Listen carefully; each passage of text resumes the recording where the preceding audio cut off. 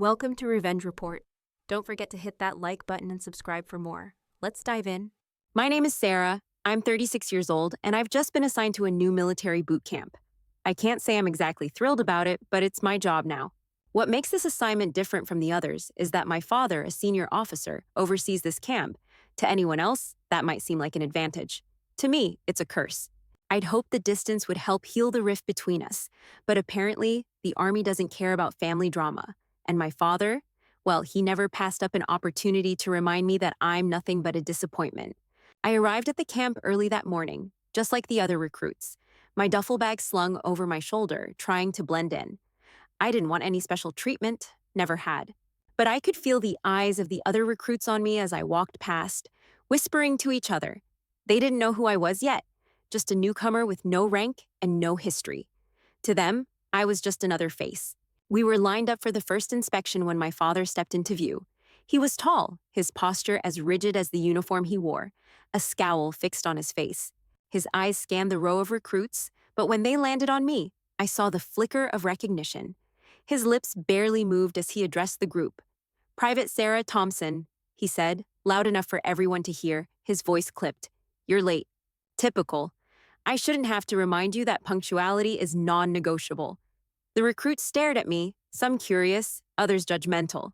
I kept my gaze straight ahead, not giving him the satisfaction of seeing me react. "Let's be clear," he continued, his voice cutting through the stillness of the morning air. "Sarah here is just another recruit. Don't expect her to get any special treatment. She's failed before, and she'll fail again." He didn't even glance at me as he spoke. His words stung, but I didn't flinch. It wasn't the first time I'd been humiliated by him. It probably wouldn't be the last. I stood there, motionless, my heart racing, but my expression neutral. I could hear the whispers from the other recruits behind me. "She's his daughter," one of them muttered. I didn't know if they were surprised or if they just felt sorry for me. After a long, drawn-out silence, my father turned on his heel and walked away, his boots clicking sharply against the concrete. He didn't look back. I didn't expect him to. The recruits were still watching me, but I didn't care. I had a mission. I wasn't here for approval, and I definitely wasn't here to make my father proud. I was here to find the answers. The real reason I was sent to this camp had nothing to do with training. It had everything to do with secrets, and it was time to uncover them. I knew the camp had its dark side, and I wasn't here to make friends. My mission was clear: expose the truth about a covert operation I had been a part of years ago, the one my father had conveniently erased from everyone's memory. As the inspection continued, I focused. The discomfort from my father's words had already faded. This wasn't the first time I'd been dismissed by him, and it wouldn't be the last. But I had a job to do, one that was far bigger than the old wounds he left behind. The day of the first combat simulation arrived, and I felt a familiar mixture of anticipation and dread settle in my stomach. The recruits were divided into teams, and I was paired with Fisher, a cocky, aggressive recruit who had clearly spent more time in the gym than in his military studies. I'd overheard him talking about his natural ability and how he was sure he'd be the camp's best soldier within weeks. It didn't take long for me to realize that Fisher was the type to underestimate anyone who didn't fit his narrow view of what a soldier should look like. To him, I was just another desk jockey who happened to get thrown into the field because of my last name. He didn't know that I wasn't just any recruit, but I was fine with that. It made the plan easier to execute. The simulation itself was simple. 2 teams of recruits were tasked with securing a flag from the opposing team's base while defending their own. A basic drill. But Fisher, being the show-off that he was already eager to jump in. His grin as we approached the starting line said it all. He was convinced he could take me down without breaking a sweat. The signal to begin was given, and we all rushed forward. Fisher charged ahead, taking the lead. I let him. He was eager to prove himself, and I was happy to let him think he was in control. "Stay back, Thompson," Fisher called over his shoulder as he sprinted forward, already setting up a position by a stack of barrels. He had no clue how wrong he was about me, about this whole scenario. I kept my pace slow and steady, sticking to the shadows, watching Fisher make every rookie mistake possible. He was charging in, not thinking tactically, too focused on the idea of winning quickly rather than winning smartly. His arrogance blinded him. Fisher crouched behind the barrels, peeking around the corner as I quietly circled to his blind spot. He probably thought I was still trailing behind. That's what most people did when they saw me. They underestimated me. When Fisher finally moved to make a break for the flag, I was already there. waiting. I grabbed his arm before he could react, twisting it behind his back and forcing him to the ground. Too easy, I muttered, as he grunted in frustration, trying to wriggle free. You can't be serious, Fisher spat. What the hell are you doing? I'm winning, I said simply. With one smooth movement, I grabbed the flag and made my way back to our base. The simulation was over in under 5 minutes. Fisher was still lying on the ground, trying to recover his breath, while I stood there, flag in hand, already moving toward our team's designated area. The other recruits, who had been watching from the sidelines, were stunned. But as I moved past Fisher, I noticed something. His eyes were locked on my back, narrowed with a mixture of anger and disbelief. He had no idea what had just happened. When I crossed the finish line, the instructors gave the signal for everyone to gather up. Fisher eventually made his way to his feet, but I could see the tension in his posture. He didn't like being outplayed, especially not by someone he had written off so easily. As we waited for the evaluation, I caught the eye of Lieutenant General Foster, a senior officer who had been observing the drill. His gaze shifted from the other recruits to me, then back again. I couldn't help but feel a bit of unease at the intensity of his stare. Private Thompson, he said, his voice commanding attention, you've managed to finish that simulation in record time. Care to share your thoughts? I gave a half smile. Stay in the shadows, let the enemy make mistakes, and capitalize when they do. Foster nodded slowly, a hint of approval in his eyes, but then his gaze flicked to the small tattoo on the back of my neck, a black, almost imperceptible insignia. I knew what he saw. Kepler 9, the name of an operation, a mission, a unit erased from military history, a unit I had led years ago, one that had never been meant to see the light of day. For a split second, there was an unspoken recognition in Foster's eyes. His jaw clenched briefly, then he cleared his throat, shifting the focus away from me, but it was too late. I saw the slight nod he gave to one of the instructors, who quickly moved to jot something down in a notebook. My heart raced, but I forced myself to remain calm. After a moment of silence, Foster spoke again, his voice firm and loud enough for the entire group to hear.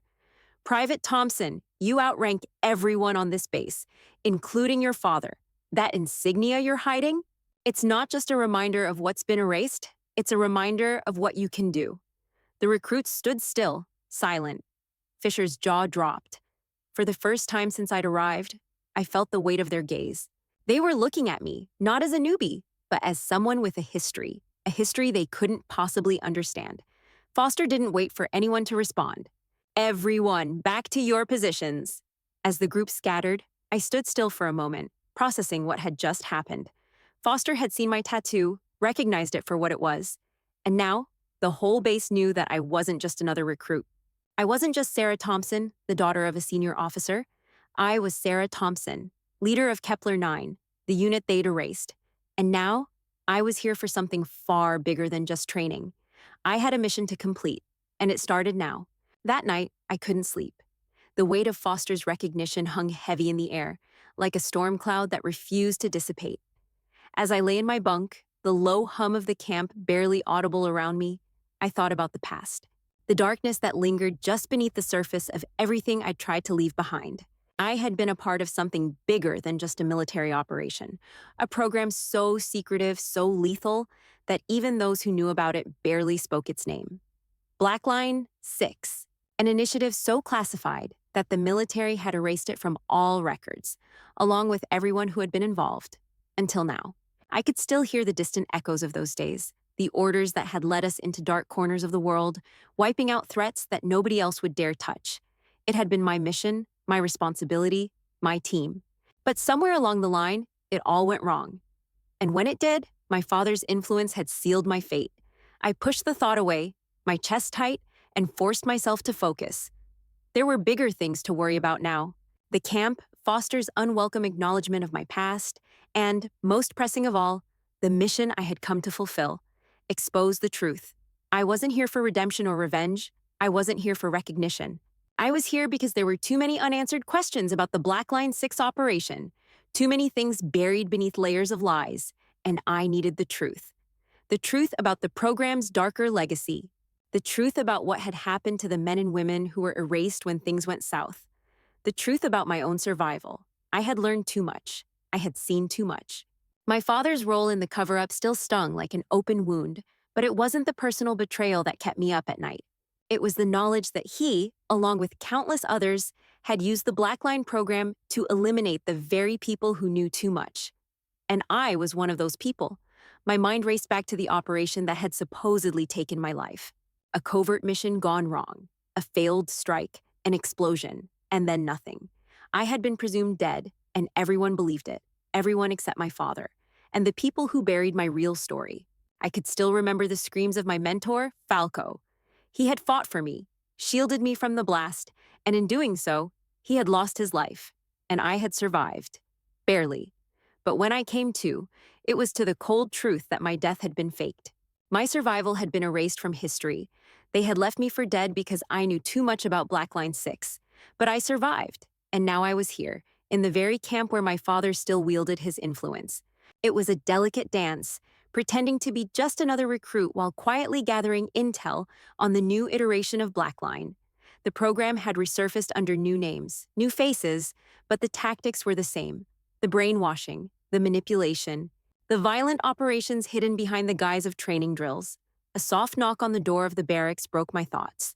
I glanced over to see Fisher standing in the doorway, still wearing that cocky grin of his. It was clear he hadn't learned his lesson from the combat simulation earlier. "Private Thompson," he said, his voice dripping with sarcasm. "The rest of us are heading to the mess hall. You coming, or do you have to file another report?" I knew what he was trying to do. He was testing me, pushing my buttons, trying to get a rise out of me so he could feel superior. But I wasn't here for his games, not tonight. I stood up slowly, brushing past him. "I'm coming," I said flatly. He stepped aside, still watching me with that smirk as I walked out of the barracks. The other recruits were already filtering into the mess hall, their chatter filling the air. Fisher fell into step beside me, clearly eager to continue his little power play. "You know," he said, lowering his voice so only I could hear, "it's kind of funny how you got away with what you did today. I thought you were just some soft civilian. Guess I was wrong, huh?" I didn't respond, just kept walking ahead. It didn't matter what he thought. He didn't know who I really was, and I wasn't about to share that with him. Not yet, at least. We entered the mess hall, and I made my way to an empty seat at the back of the room. Fisher and the others took their usual spots, laughing and joking as they dug into their food. I could feel their eyes occasionally darting my way, but I stayed focused, scanning the room. The hum of conversation and clinking of silverware faded into the background as I noticed something. A small, discreet group of officers sitting in the far corner of the room, talking quietly. Lieutenant General Foster was among them. My pulse quickened. This was no ordinary conversation. I could tell by the way the officers leaned in close, speaking in hushed tones. They weren't talking about the day's events. They were discussing something else, something important. I couldn't make out the words, but I didn't need to. I had seen enough to know that this was a meeting about the new direction the camp was heading, a new iteration of Black Line 6. Foster's eyes met mine for a brief moment, his gaze piercing and calculating. I quickly looked away, trying to act casual, but my mind was racing. This was it. The real work was about to begin. Foster knew more than he was letting on. He had to. And somehow he knew I was here for more than just a new assignment. He wasn't stupid. I had to get closer. I had to find a way into that circle, and the only way to do that was to stay in the shadows a little longer, to let them believe I was just another recruit, but not for long. This camp, my father's influence, Foster's involvement, it was all part of a bigger picture, one that was much darker than anyone realized, and I was going to bring it to light, one way or another. The next few days blurred together in a haze of drills, briefings, and tactical exercises. I kept my head down, sticking to the routine, making sure no one, especially my father, had reason to suspect my true intentions. Fisher, still cocky and eager to prove himself, continued to mock me behind my back, but I didn't care. His jabs were a small distraction compared to the bigger game I was playing. By day, I was just another recruit, participating in the camp's activities like everyone else. But at night, I became something else entirely, an observer, a ghost. I watched, I listened, and I gathered whatever intel I could about the camp's operations. Slowly, I began to piece together the truth behind what was really happening here. The more I observed, the more I saw the telltale signs of Black Line 6's resurgence. The drills weren't just designed to train soldiers. They were designed to break them, to test their limits in ways that were both physical and psychological.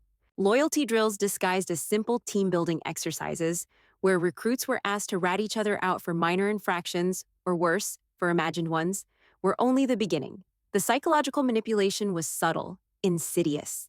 They didn't teach loyalty. They taught fear, submission, and betrayal. Recruits were pitted against each other in ways that turned friendship into weakness. The officers didn't encourage camaraderie, they encouraged paranoia. I began to realize just how much the new Blackline program had infiltrated the camp's core. They were using these recruits for something darker, something that was only hinted at in the vague orders and cryptic conversations that I overheard. The higher-ups weren't just training soldiers. They were creating pawns for an agenda I hadn't quite figured out yet.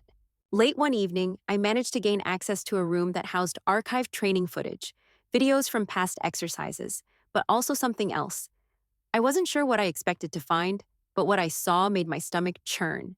It wasn't just footage of physical drills. It was footage of recruits being psychologically manipulated, of officers coercing them into confessionals, breaking them down until they were willing to say anything. Even their worst fears and secrets were used against them. And then it hit me. This was how Blackline 6 operated. They didn't just train soldiers to fight. They trained them to obey without question, to follow orders even when those orders went against everything they'd ever believed in. They had honed the art of making someone distrust their own mind. And that was what they were doing here. They were creating soldiers who would follow orders without ever questioning the morality of those orders. I downloaded the footage onto a flash drive, knowing it was a risk. But I needed evidence. I needed something concrete that I could use to expose this program once and for all. The problem was, I wasn't sure who I could trust. As I left the room, the door creaked. I froze, my breath catching in my throat. But it wasn't an officer. It was Megan, a recruit who had recently come under my radar. I'd noticed her keeping to herself, watching others with quiet suspicion. She had the same look I used to wear when I first joined Blackline 6, sharp, calculating, and always a step ahead of the game. "Didn't think you were the type to sneak around," she said, her voice barely above a whisper. "You're looking for something, aren't you?" I hesitated for a moment. Was this the moment I'd been waiting for? A potential ally, or just another recruit looking for a way out? "You could say that," I replied, keeping my voice steady. "What about you?" She stepped closer, glancing around the hallway before speaking. "I'm not blind. I know something's off about this place. The way the officers talk, the drills they put us through, I've seen it before. I've heard whispers about Blackline, and I'm not just talking about the old program." She paused, her eyes locking onto mine, searching for something. Maybe she was trying to figure out if I was on her side, or if I was part of the system she wanted to tear down. "Foster," she said, her voice low. "He knows, doesn't he?" I didn't answer immediately. Megan wasn't just guessing. She knew. She understood exactly what I was seeing, and maybe even more than I did. Foster had recognized my tattoo earlier, but Megan was right to be suspicious of him. He was part of the system, a cog in the machine that was trying to resurrect the very things I had come here to destroy. "Yeah," I said finally. "He knows, and I think he's part of the reason this place exists. But there's more to it. Much more. I don't think we're just here to train. They're building something darker. I've seen the footage, Megan. They're manipulating us, breaking us down, one step at a time." Her eyes widened, but she didn't look surprised. She looked relieved, like she wasn't alone in her suspicions anymore. "I figured as much," she said. "I thought I was losing my mind, but I knew something wasn't right. You're not the only one who's been paying attention." I couldn't help but feel a flicker of hope. Maybe I wasn't alone after all. "Here's the thing," Megan continued, her voice dropping even lower. "I've been talking to a few others. We're not the only ones who know what's going on, but we're going to need more than just footage to expose them. We need a plan, a real one." I nodded, understanding the weight of her words. A plan. I hadn't thought that far ahead. I had been so focused on gathering information, I hadn't considered how we would take action once we had enough. "We'll need to keep our heads down for now," I said, the wheels in my mind beginning to turn. "But we need to figure out who's on our side, who we can trust, and who's just here to follow orders." Megan's gaze flickered with a quiet resolve. "I'm in. But this isn't going to be easy. We can't do it alone." I nodded. "No, we can't. But we'll start small. We gather intel. We find the cracks in the system. And when the time comes, we bring it all down. Together." As I turned to leave, Megan stayed behind, looking out into the darkened hallway. I could see the uncertainty in her eyes, but there was something else too. Hope, a flicker of rebellion that hadn't been there before. We were starting to build something. Slowly, but surely, we were starting to build a case. And with it, we were building the resistance that would bring this entire operation into the light. It wasn't just about survival anymore, it was about justice. And I would make sure the truth came out, no matter what it cost me. The days following my conversation with Megan passed in a haze of tension and quiet strategy. We both knew the risks of getting too close to anyone, especially inside a camp where loyalty was tested every hour. But still, there was a certain pull, a subtle trust that grew between us. Megan wasn't the kind of person who would give up easily. She had the same fire I had, and that was rare. As we went through the daily drills and exercises, I kept an eye on her and a few others. The whispers in the corners of the barracks told me there were more people who were starting to question things. But that was all it was. Whispers. No one was ready to make a move, at least not yet. One evening, after the last training session of the day, I returned to my barracks to find a slip of paper on my bed. I stared at it for a moment before unfolding it. Written in shaky, hurried handwriting were just a few words. "They're watching you. Don't trust Fisher." The note was unsigned, but I didn't need to see a signature to know it was from someone who knew what was really going on. The message was simple but urgent. The camp's eyes were on me, and I wasn't going to be able to keep flying under the radar forever. Fisher, who had already made it clear that he didn't think much of me, was the least of my worries now. But the warning still carried weight. Who else might be watching? Who else could be trusted? I crumpled the note and shoved it in my pocket. The feeling of being hunted, of being watched, was nothing new. I had been through far worse in the past.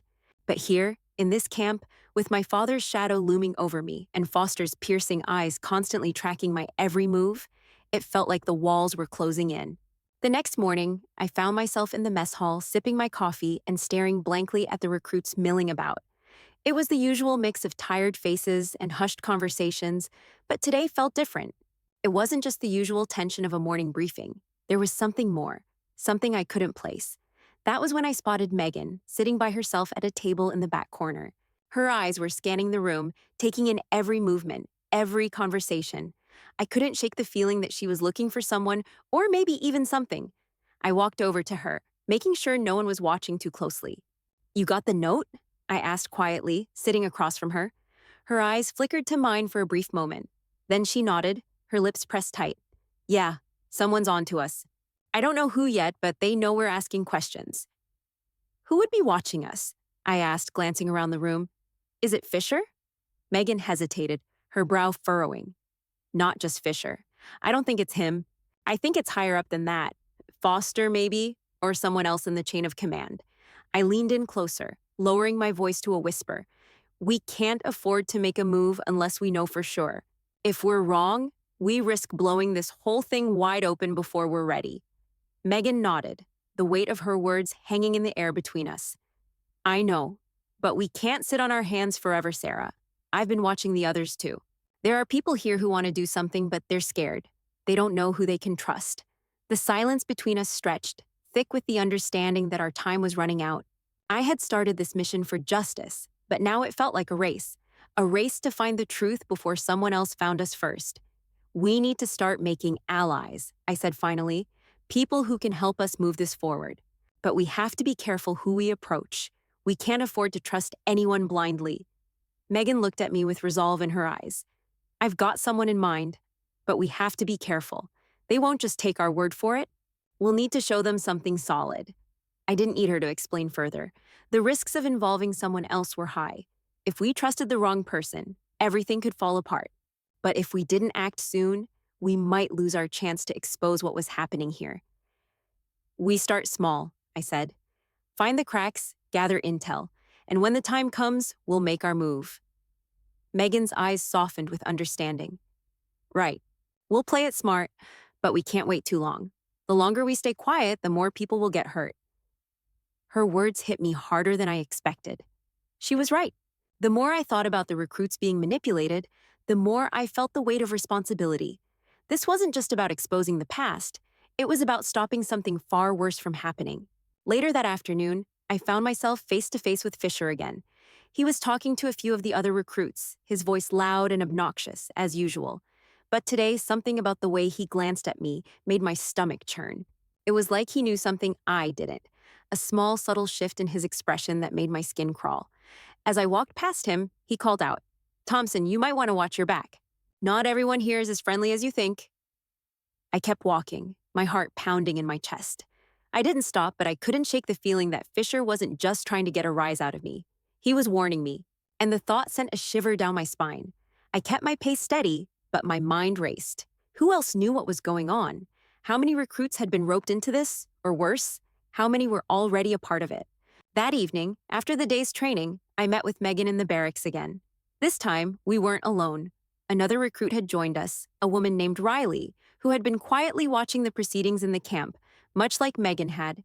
"I've seen it too," Riley said, her voice low. "There's something off about this place. People aren't talking, but they're watching. And it's not just us they're keeping an eye on." I glanced at Megan, who nodded slightly. "We'll be careful, but we need more people who aren't afraid to stand up for what's right. People who can fight back when the time comes." Riley didn't hesitate. "I'm in. Let's bring them down." The weight of those words settled heavily on me. The resistance was growing, and with it came the understanding that we had no way of knowing how far this would go. But one thing was clear: we weren't going to let them win. The shadows in the camp were deepening, and soon we would be ready to drag the truth into the light. But for now, all we could do was keep moving in the darkness, waiting for the right moment to strike. The days after our quiet meeting with Riley felt like a blur. We moved carefully, planting seeds of distrust and hope in the right people, all while keeping our actions buried under the guise of ordinary recruits. Megan, Riley, and I worked in silence, gathering bits and pieces of the truth, like scavengers picking at the bones of an old, forgotten war. But the pressure was mounting. Each day brought us closer to something we couldn't fully grasp yet. Every piece of footage, every whispered conversation, led us to a deeper, darker part of this camp, and I was beginning to understand the depths of what we were up against. Then one evening, it happened. Fisher, the one recruit I had tried so hard to ignore, came to me.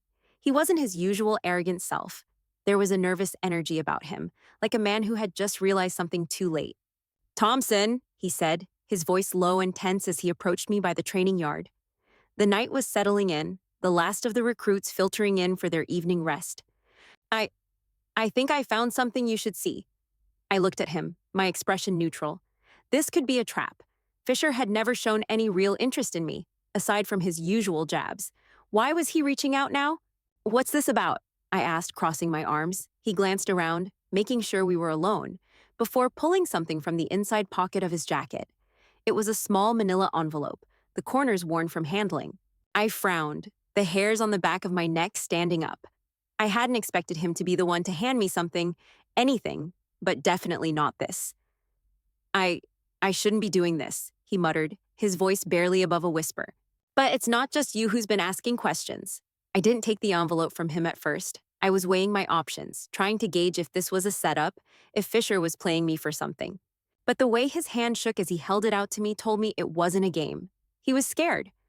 "I don't know how deep this goes," Fisher continued, his eyes darting nervously. "But I found something in the file room. Something they don't want anyone to know. Fisher," I interrupted, my voice low and sharp. "What's in the envelope?" He hesitated for a moment, his eyes flickering to the hallway leading to the officers' quarters, before finally pushing it into my hand. "A file," he said, almost apologetically. "Everything you've been asking about. It's in there, and some stuff I didn't even know was connected." He swallowed hard, his throat visibly tightening. "I don't know if I can keep this to myself anymore." I stared at the manila envelope for a long moment, then slowly opened it. Inside were several pieces of paper, all neatly stacked and clipped together. I pulled out the first sheet and saw the heading at the top. "Project Blackline 6, Declassified Report." My heart skipped a beat. I quickly scanned the rest of the document, but it was more than I expected. This wasn't just about the operation I had led. This was about the system that had grown from it. The system that was still running under new names, new faces, right here in the camp. I flipped through more pages: logistics, operation timelines, names of recruits, orders, locations. But the one that caught my eye had a title that sent a chill through me: Termination and Erosion of Asset Integrity. Blackline 6. It was a report about the faked deaths of soldiers in the unit, the manipulation of recruits for disposable missions, the techniques they had used to erase the identities of people who had seen too much. People like me. And the most disturbing part?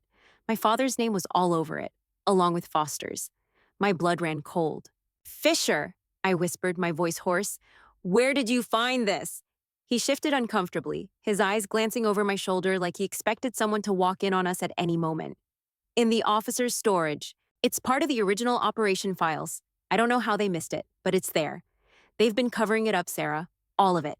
And I don't think it's over. My mind raced, processing the information in front of me. Foster, my father, they were complicit. And the camp? It was just another continuation of the same dark program. Black Line 6 hadn't been disbanded. It had simply evolved, shifting its focus under new codes, hidden within the ranks, manipulating recruits into something far worse than soldiers. I can't stay here anymore, Fisher muttered, looking down at his boots. Not after seeing this. You need to do something with it. I can't handle this, not alone. His words were muffled by the roar of adrenaline pounding in my ears. I couldn't let this file disappear. It was the key to everything I had been fighting for. But I knew what this meant. I looked at Fisher, my gaze hardening. You're in this now, I said, my voice steady but cold. We'll need to stick together. You can't back out. I won't, he said, almost in a whisper, but there was something in his eyes now, something genuine. I didn't think it was like this, Thompson, but I see it now. I'm with you. I stared at the file again, then back at Fisher, weighing the weight of what this meant for both of us. If we were going to take this down, we needed to move fast, and we needed more allies. We have to bring this to someone who can help, I said, my mind already racing ahead to the next move. But first, we need to be sure no one else knows you gave this to me. I'll take care of the next steps. Fisher nodded, then stood up straighter, his face tight with resolve. Good luck, Thompson. And thanks. I didn't respond right away, my mind still turning over what I had just read. This wasn't just about bringing down my father's legacy. This was about stopping something much bigger. And if we didn't act soon, more recruits, more people, would be lost to it. As I slipped the file into my jacket and stood to leave, I looked back at Fisher.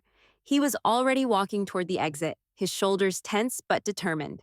The next few days would be crucial. There was no turning back now. We were in this together. But I knew the danger we faced. If anyone found out, we wouldn't just be hunted. We would disappear, just like Black Line 6 had taught them to do. I couldn't let that happen. Not again. The next few days passed in a blur of planning, cautious steps, and quiet whispers. Megan and Riley were keeping their eyes and ears open, watching for anyone who might be willing to help, and more importantly, anyone who might be working for the wrong side. Fisher had gone to ground, doing his best to lay low while I tried to figure out our next move. But it was the file that haunted me. The report on Black Line 6, the confirmation of my father's involvement, the proof of everything I'd suspected for so long. It burned in my mind. Every night I lay awake, going over it again and again, the words written in cold, clinical language, laying bare the depths of the system that had manipulated so many lives, including mine. I knew it had to be done. The truth had to come out. But the hardest part wasn't exposing the system. It was confronting the man who had been the architect of so much of the chaos. My father. I had avoided him as much as I could, keeping my distance since the first day. I knew the tension between us would only get worse if I gave him any indication that I was onto something. But now, with the file in my hands and the weight of everything pressing down on me, I couldn't run anymore. It was time to face him. I had to make him make him admit the truth. I didn't know what to expect when I finally stood outside his office. The door was closed, as it always was, and I could hear the faint sound of papers shuffling from the other side. He was there, no doubt about it. He always was, even when I wasn't. My hand hovered over the door handle for a moment before I finally pushed it open, stepping inside with a quiet resolve. My father was sitting at his desk, his back to me, his posture perfect as always. He didn't even flinch when I entered. Instead, he flipped through a file on his desk, his voice cool and businesslike. "You're late," he said, not looking up. I stood there for a moment, letting his words hang in the air. The usual weight of his dismissiveness pressed down on me, but this time, I didn't flinch. I wasn't the same person who had been crushed by his scorn before. "I need to talk to you," I said, my voice steady, but carrying a sense of finality that I hadn't used before. He looked up then, his cold eyes locking onto mine with a raised eyebrow. "This is a bit unorthodox, Sarah. You've got a mission, don't you? I trust you're not here for some personal chat." His tone was as sharp as ever, as if I were still the same naive girl he'd always seen me as. But I was done with that version of myself. I was done pretending. I had something he needed to hear, and I wasn't leaving until he heard it. "I'm here because I know what you did," I said, my voice low but unwavering. "I know what Black Line 6 was, what it still is, and I know you were involved. It's time for you to answer for it." The words hit the air like a thunderclap. For the first time in years, my father looked truly taken aback. His gaze faltered for just a second, the mask slipping. He didn't respond right away, but his eyes were calculating, searching mine for something. Perhaps for doubt, for hesitation. He found none. "You think you understand what you're talking about?" His voice was low, but there was an edge to it now, something darker. "You think you can just walk in here, throw around accusations like that? You have no idea what you're dealing with, Sarah." I stepped closer to his desk, the space between us shrinking. I could feel my heart pounding in my chest, but I didn't let it show. He was trying to intimidate me, but I wasn't backing down. Not this time. "You're right about one thing," I said, leaning forward slightly. "I don't know everything, but I know enough. Enough to know that I've been a pawn in your game for years. Enough to know that Black Line 6 wasn't just a failed mission. It was the beginning of something much darker. And you were at the center of it. You manipulated me. You manipulated everyone." My father's jaw clenched, his knuckles turning white as his hands gripped the edge of the desk. "You're out of your depth," he said, his voice cold, the anger simmering beneath the surface. "This is bigger than you can imagine. You've always been a disappointment, Sarah. But this is beyond anything you're capable of understanding." I felt a wave of anger rise in me, but I forced it down. This wasn't about me. This was about exposing the truth. "I know exactly what you did," I said, pulling the file from my jacket and slamming it onto the desk in front of him. His eyes flickered to the manila envelope, but he didn't touch it. "You erased me. You erased Black Line 6. You buried everything that could expose the truth, but you can't bury it forever." His eyes shifted, narrowing as he looked at the file. For a moment, I saw something. Fear? Guilt? But it was gone almost as quickly as it appeared, replaced by the hardened exterior he had always worn. "I did what was necessary," he said, his voice suddenly softer, more calculating. "You don't understand the bigger picture. You think I did this for power? I did this to protect you, Sarah, to protect everyone. You can't fight something like Black Line. You think you can expose it? You think anyone would believe you? No one will listen." "You're wrong," I said, my voice sharp now. "This isn't about protecting anyone. This is about control. You were part of a system that used people like me to get what you wanted. And now it's time for it to end." For the first time, he seemed to hesitate. It was fleeting, but it was there. He opened his mouth, but then closed it again, as if he was weighing his options. Finally, he stood up slowly, his face a mask of calm, but I could see the tension in his shoulders. "You've made a grave mistake, Sarah," he said quietly, his eyes never leaving mine. "You think you can take down a system that has existed longer than you've been alive? You're just one person. And that file," he gestured toward it, but didn't touch it, "isn't going to save you." I met his gaze, my own defiant and unyielding. "Maybe not, but it will save others." For a long moment, neither of us moved. I could feel the weight of the silence stretching between us, thick with the years of resentment, betrayal, and lies that had built up between father and daughter. Finally, he spoke, his voice low and steady, but there was no mistaking the anger in his words. "If you think you can bring this down, Sarah, I'll make sure you regret it. I won't let you ruin everything I've built, not for your ideals, not for your misguided sense of justice." I stood my ground, unflinching. "Then we'll see who gets to decide what's ruined, won't we?" He didn't respond immediately. Instead, he turned away, walking to the window behind his desk and looking out over the camp. For a brief moment, I thought maybe he was done, that he had nothing more to say, but then he spoke again, his back to me. "This is bigger than both of us," he said, his voice quiet now, almost contemplative. "You can't win, Sarah. You're in this alone." I knew the words were meant to shake me, to make me doubt myself, but they didn't. I wasn't alone. I had Megan, Riley, Fisher, and whoever else was willing to stand with me. Together, we could bring this down. "Then I'll make sure you're not alone either," I said, turning toward the door. "This ends now." As I stepped out of his office, the door clicking shut behind me, I knew this was just the beginning. My father's threats wouldn't stop me. Nothing would. We were at war now, and I wasn't backing down. Not this time. The day of the graduation ceremony arrived, and the camp was buzzing with the usual pre-graduation tension.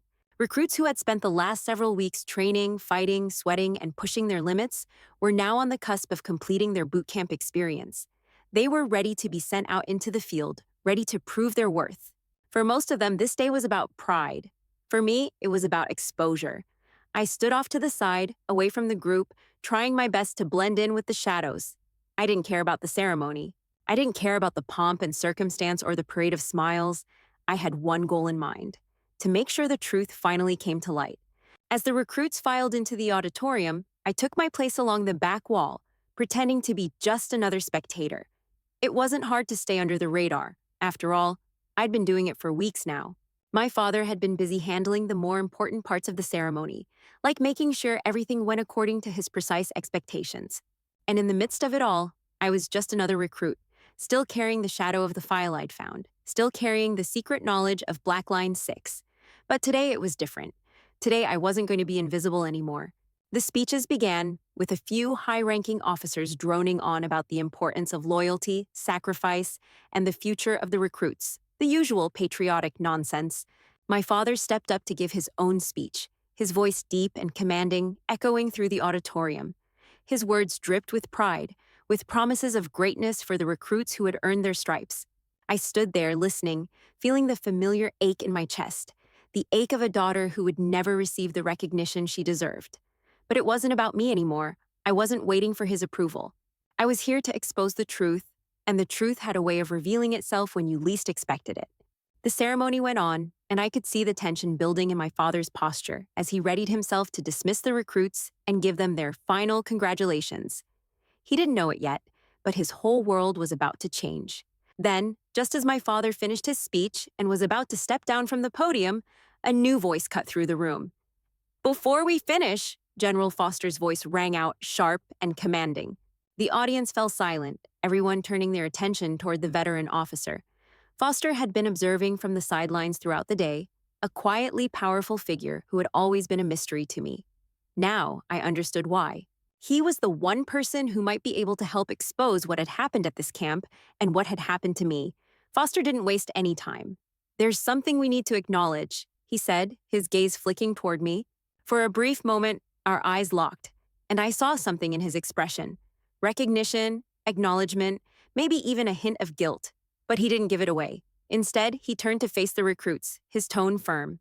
"Private Sarah Thompson," he continued, making sure to emphasize the name. The room was dead silent. My father's face tightened, his jaw clenching as if he'd just been hit with a blow. I stood still, not moving, not blinking. This was the moment. This was the moment I had been waiting for. Foster's voice rang out like a bell, clear and unwavering. "Private Thompson's background is unique." He glanced briefly at my father before continuing. "She outranks all of you here, including her father." The room went completely still. Recruits shifted uncomfortably in their seats, whispering to each other, trying to process what had just been revealed. It wasn't just the fact that my rank had been exposed. It was the implication. It was the knowledge that I had been more than just a recruit, more than just the daughter of an officer. I had a history, a purpose, a mission that none of them could understand. General Foster stood tall, his voice steady as he addressed the room. "Sarah Thompson is not just a recruit.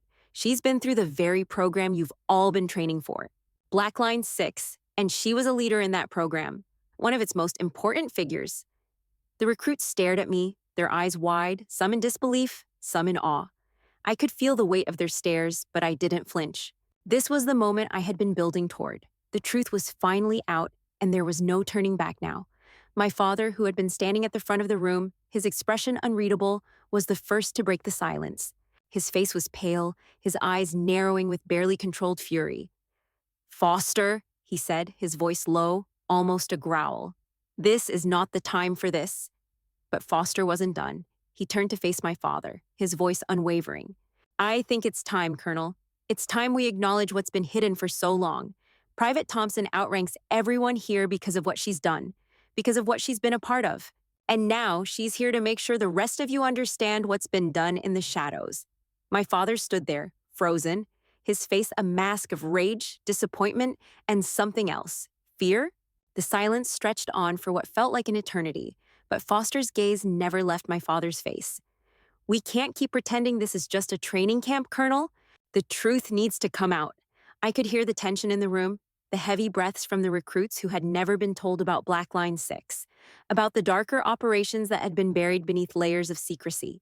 Foster wasn't backing down, and neither was I. "Private Thompson," Foster said, his eyes now firmly on me. "You've done what many could never do. You've survived. And now it's time for the rest of us to listen." My heart was pounding in my chest, but I stood tall, my head held high. This wasn't my victory. It wasn't about me. This was about the truth. My father's lips trembled, and for a brief moment, I thought I saw something human, something beyond the anger, beyond the cold officer who had raised me, but it was gone almost instantly. His pride had always been his armor, and it would take more than a few words to crack it. "I've served this country for 25 years, my father finally said, his voice tight. "I did what was necessary, to protect us all." "But not everyone was protected," I replied, my voice steady and clear. "Not the ones you discarded, not the ones you erased, not the ones you used." The recruits were watching, but the moment was too big for any of them to fully comprehend. For a brief second, I saw a flicker of something in my father's eyes, a crack in his facade, but it closed quickly. "You're wrong, Sarah," he said, his voice cold. "You don't understand? You never will." I didn't respond. There was nothing left to say. General Foster stepped forward, his eyes still on me. "The truth is out now, Thompson. There's no going back." I nodded, my resolve hardening. The truth was out, and there was no going back. The camp would never be the same. Neither would my father. And as the recruits slowly filed out, some still processing the information, I felt the weight of everything shifting, the silence in the room echoing louder than any words ever could. The battle had just begun. The days after the graduation ceremony were a blur of activity, tension, and anticipation. My father had retreated into his office, and the camp seemed to hold its breath, unsure of what would come next. Foster's revelation had changed everything. It was no longer just whispers in the hallways. The truth about Black Line 6, about the program that had consumed so many lives, was now out in the open, and nothing would ever be the same. But despite the heavy weight of what we'd done, there was a sense of stillness in the camp, like the calm before a storm. The recruits, many of whom had been living under the shadow of my father's influence for weeks, were now seeing the cracks in the facade. Some were angry, some confused, others just trying to process the truth that had been thrust upon them. For me, it wasn't over. Not by a long shot. The battle was only just beginning. I spent most of my days in the archives, poring over files, hoping to find something, anything, that would give me the ammunition I needed to expose the full extent of Black Line 6's operation. The more I dug, the more I realized how deep the corruption went, how far-reaching the program had become. My father had been the architect of this, but there were others who had to be held accountable. It was on one of those late nights, in the quiet solitude of the camp's offices, that I received a message from General Foster. I stared at my phone for a long moment before opening it. It wasn't like him to send a text like this, not after everything that had happened. "Meet me in my office. We need to talk." I didn't hesitate. I knew what this meant. It was time. The walk to Foster's office felt longer than it was. Each step I took echoed in the empty hallway, my mind racing with possibilities. Was he finally ready to take action? Or was this just another attempt to shut me down? I knocked once before entering, the door creaking open slowly. Foster stood behind his desk, papers scattered before him, his posture as stiff as ever. He didn't look up immediately, but when he did, his eyes were hard, unreadable. "You've stirred up quite the mess, Thompson," he said, his voice low, but with a hint of something I couldn't quite place. Respect? Disappointment? It was hard to tell. "I didn't stir up anything," I replied, my voice steady. "The truth was always there. You just didn't want to face it." He let out a long breath, standing up and walking over to the window, looking out at the camp. The night was thick with fog, and the lights cast long shadows over the grounds. For a moment, it felt like everything was suspended, like the world was holding its breath. "I don't think you fully understand what you've done," Foster said, his back still to me. "This isn't just about your father or Black Line 6. This is about something much bigger, something that no one is prepared for." I felt my pulse quicken. What are you saying? He turned slowly, his gaze sharp. I'm saying that your father is not the only one with power here. There are people above him, people who will not let this go quietly. The program you've exposed? It's just one piece of a much larger machine. And if you think for 1 second that they're going to let you walk away from this, you're wrong. I stared at him, trying to process his words. So what? You want me to stop? You want me to just let it go? He shook his head slowly. I'm not telling you to stop. I'm telling you to be careful. There are bigger forces at play here, forces that won't hesitate to destroy anyone who stands in their way. And you, Thompson, you're standing in their way now. The weight of his words sank in, and for the first time since I'd started this mission, I felt a true sense of fear. I had known this wouldn't be easy, but I hadn't fully grasped how dangerous it would become. You think I don't know that? I said, my voice tight. I didn't come here looking for an easy fight. I came here to expose the truth, to make sure people like my father, and the ones who use him, can't keep destroying lives. Foster's expression softened for the first time, his eyes narrowing in a mix of wariness and something else. And you think you can do that? You think you can bring down a system this entrenched with a couple of files and a handful of allies? I didn't answer right away. What could I say? It felt impossible, even to me, but I knew I couldn't back down now. No, I finally said, my voice firm. But I'm not going to stop until I try.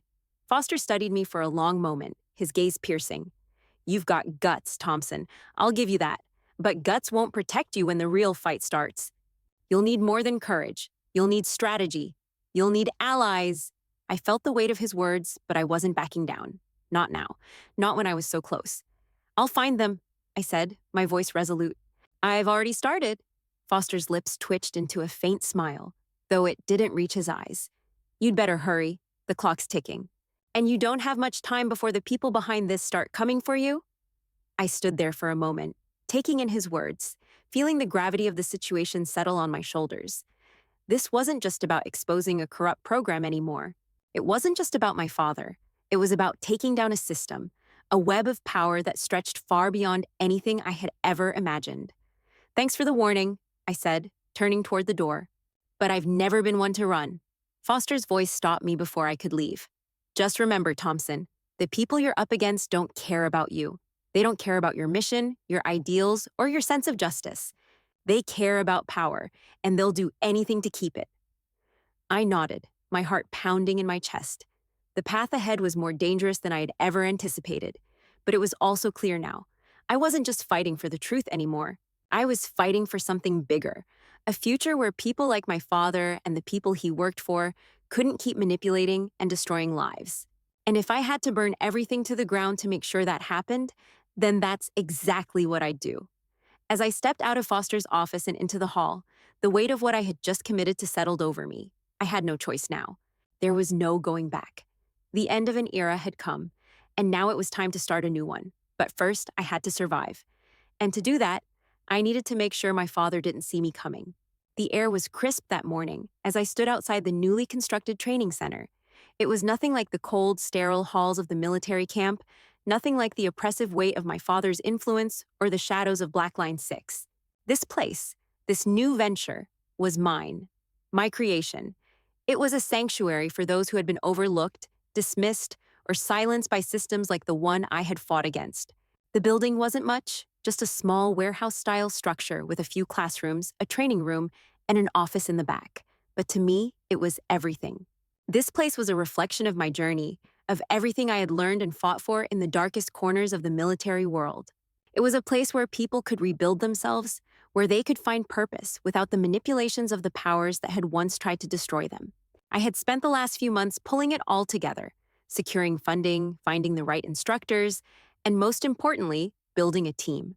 Megan, Riley, and even Fisher had been with me every step of the way. Together, we had created something real, something that could change the lives of those who walked through these doors. As I walked through the building, my footsteps echoing in the empty space, I thought about the people who would soon fill it. Veterans, former recruits, anyone who had been left behind or cast aside by systems that didn't care about them. This place would be different. It would be built on the principles I had learned from Falco, the lessons that had helped me survive when I should have been a casualty of Black Line 6. The sound of footsteps broke my thoughts. I turned to see Megan walking toward me, her face lit up with that familiar determination. She had been the one to help design the curriculum for the recruits we'd start training next week. She was more than an ally now. She was family.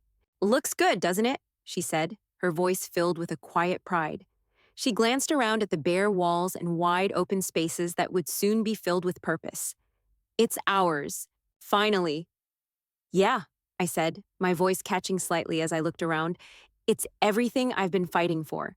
Megan nodded, her expression softening. "You've earned it. We've earned it. All of us." I smiled faintly. "I didn't think it would feel this peaceful." She laughed softly, the sound filling the empty space. "You deserve the peace. We all do." I looked out the window, watching the morning sunlight filter through the glass. It had taken everything. Months of planning, days of sleepless nights, risking everything I had to get here. But now, as the first recruits began to trickle in, as the doors opened to those who needed a second chance, it felt like the beginning of something new. Not just for me, but for everyone who had been ignored by the system.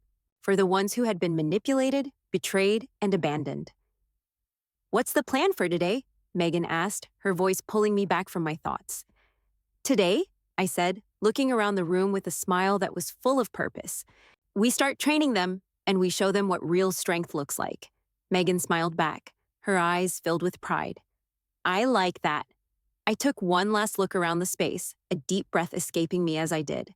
It wasn't just a training center, it was a symbol of everything I had been through, everything I had lost, and everything I had gained. It was proof that change was possible, that there was always a way forward, no matter how dark things had seemed. A few minutes later, the first recruits began to filter in. They were nervous, uncertain, their faces full of the same doubt I had seen in myself when I first stepped into the military world all those years ago.